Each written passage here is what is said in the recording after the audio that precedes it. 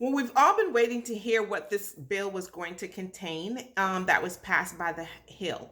So I want to just kind of talk to you a few minutes about how it would impact you as an employer and an employee. One of the things that we've really been asking for was paid sick leave. So let's start out with that. That's one of the things that bills contain.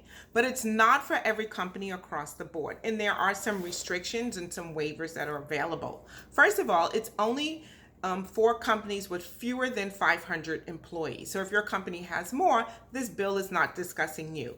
Companies with fewer than 500 employees are now authorized or must give sick leave.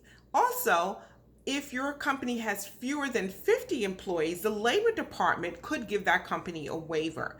And so why would the company ask for a waiver, or why would this waiver even be there? If it's realized that this sick leave would impact the viability of this company giving out the sick leave would this mean this company would be no more, then they can actually be waived from giving out this paid sick leave. Now, you would think, well, there's not that many companies. 12 million people, 12 million of US workers actually work for a company with fewer than 50 employees. So this is really major. This is major. And these employees do not have paid sick days. So let's talk about what the benefits actually cover. What it does, it covers any worker who is sick from the coronavirus, who is quarantined, or for a family member who is caring for that employee. So that's also really great. So we know that someone has to take care of that employee. We know 66% of these caregivers are actually women. So we want to make sure that they're covered. The other thing is, sorry if I'm trying to look at my notes here. The other thing is that the leave also covers workers for two weeks of paid sick leave and up to 3 months of paid family medical leave, and that's where they can get up to no less than 2/3 of their salary. So there's a combination of sick leave and paid family medical leave. And so that's where you see the coverage for people who is actually caring for someone. We know that this bill, so we're saying who's going to pay for it? Well, the government has actually put in some tax credits that they're going to be giving to the companies who actually have to employ this paid family leave. Now, the thing is, you're asking yourself, well, why this is important. If you're a company who said that, oh, we really want female workers, we're striving to have a culture where women can thrive, this is really something that you really want to make sure that you're implementing. Because I just said before that 66% of your female workers are caregivers. They're caring for their children or they're caring for their elderly parents. So this is huge, and they could possibly be the breadwinners of their family. And if that's the case, they're going to need the sick leave. They're going to need it.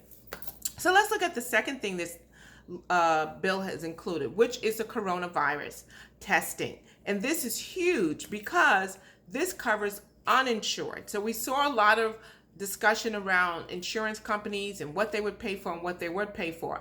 But knowing that 11% of women are not even insured, knowing that 33% of Americans last year didn't even go to the doctor, and they needed to because they needed to tend to their illness or they needed health care, but they didn't because they were not insured. It's really great to know that whether you have insurance or not, that you can get free testing. So that's super critical. The third thing is it also increases the food funding for food assistance program. And I think, the question would be, well, what does that have to do with anything? And so let me kind of give you, put it in perspective. 40 million Americans depend on some type of food assistance program. 40 million of U.S. citizens are depending on, and I won't even say U.S. citizens, 40 million Americans, people who have either, they could be citizens or either they could also be green card holders, are depending on food assistance.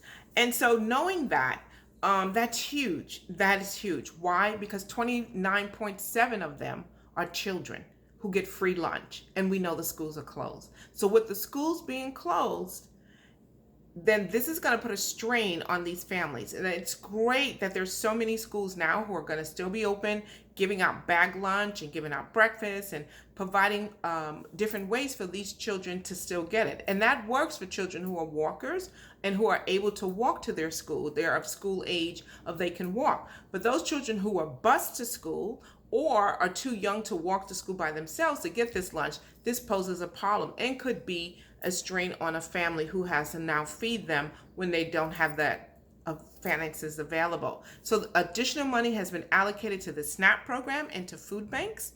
So this way, the food banks that are around will be able to feed these families, provide more funding.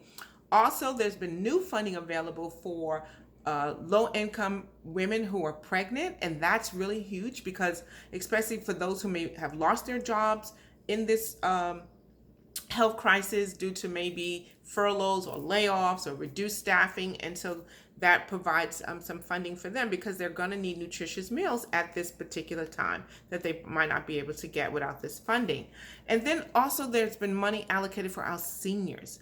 And our seniors who are very vulnerable to this disease, there's funding available for their prepackaged foods and also for home deliveries. And that's things like Meals on Wheels. And I know in my household, or in my family, that my mom is not able to go out and go grocery shopping by herself. She depends on us.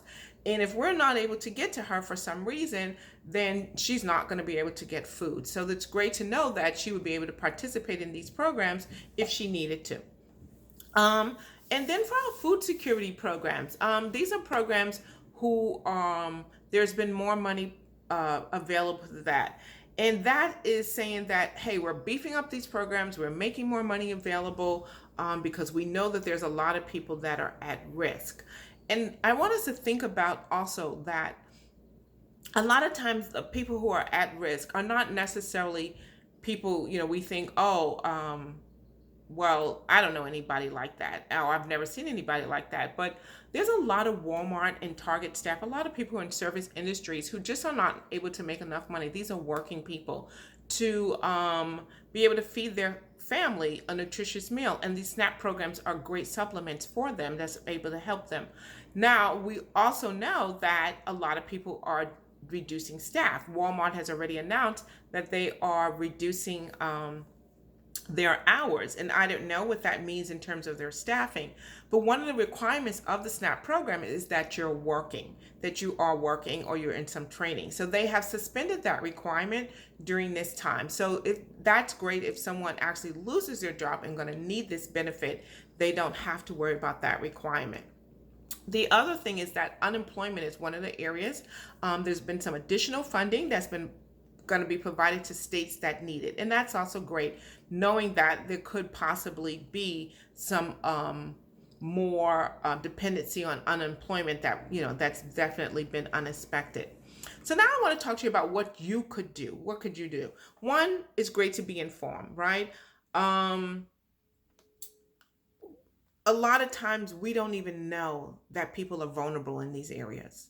We didn't even know that someone needed this additional food assisting, that there were so many people without medical insurance. So just being informed just kind of helps us so we can see how we can support. So when you understand the vulnerabilities of the people that are around you, your employees, your co-workers, even your neighbors, then you will be able to provide better support. So how could you support? Right there in your company, you could have a food drive.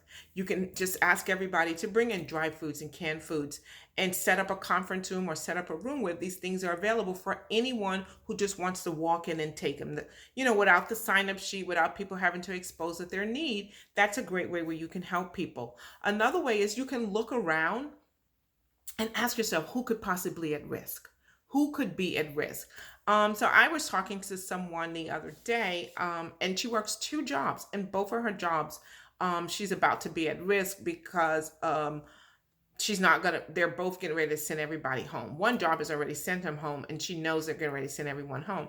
And it was so great for a woman who works with her to clearly said, my house is available for you if you need more food. She knows that this person is going to be at risk. So start asking yourself, who around me is going to be at risk and how can I support them? And that also includes the elderly. What elderly person might need your additional support at this time?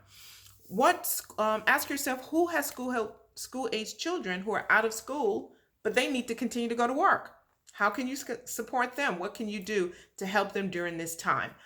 Spread the word about these benefits that are available. So people who do not even know that they actually can tap into these benefits, let people know that these are available. And then as leaders, look at your policies and ask yourself, where can you make adjustments right now so you can start helping your employees so they can be able to function better during this time.